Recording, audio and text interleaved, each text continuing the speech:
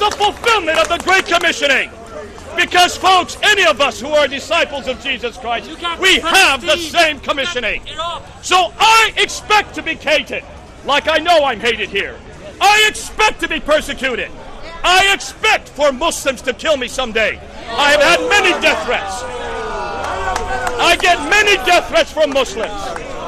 Why? Because my Lord Jesus Christ promised that would happen to me. Folks, we are not permitted to do the same in kind.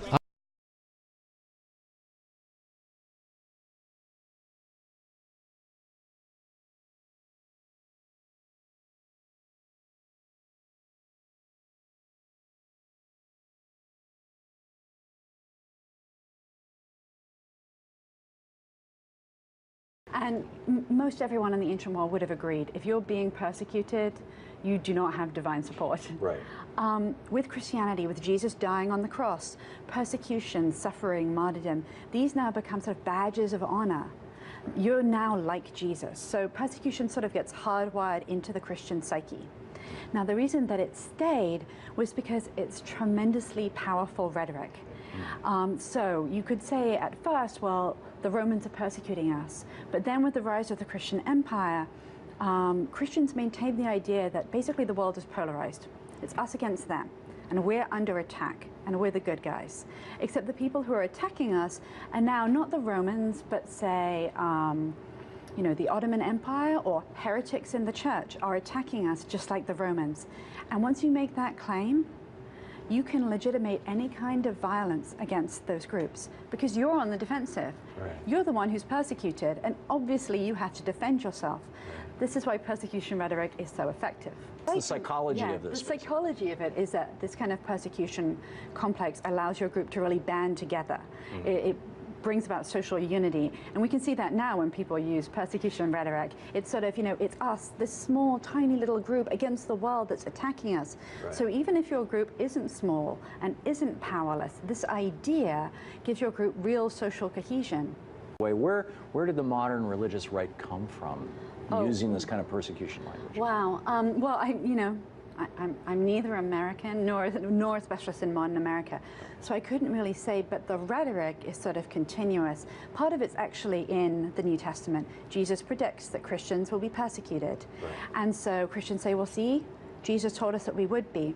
What's interesting is that when you look at the specifics of those passages, a very different picture emerges.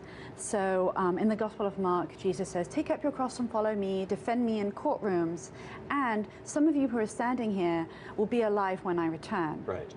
Now, clearly, after one generation, that starts to that's go, not true. What? So why is it that we subscribe to the other part of this prophecy? It's a major point of reference in contemporary Christianity, particularly Protestant forms of Christianity, that to be truly Christian is to undergo or experience some kind of persecution.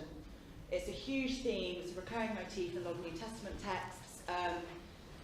Jesus is supposed to have, made reference, you will be persecuted for believing in me. You've got all sorts of stories and traditions in texts like the Book of Acts, a lot of the Pauline letters. There's a sense in which Christians in the West, and I'm being quite careful about saying the West here, the West have tended to argue that they're being persecuted. So, for example, the court cases last year that went to the European Court of Human Rights, whereby a woman who was working for British Airways tried to say that she had been persecuted for her beliefs by her employer because she wasn't allowed to wear a crucifix, as part of her uniform for British Airways.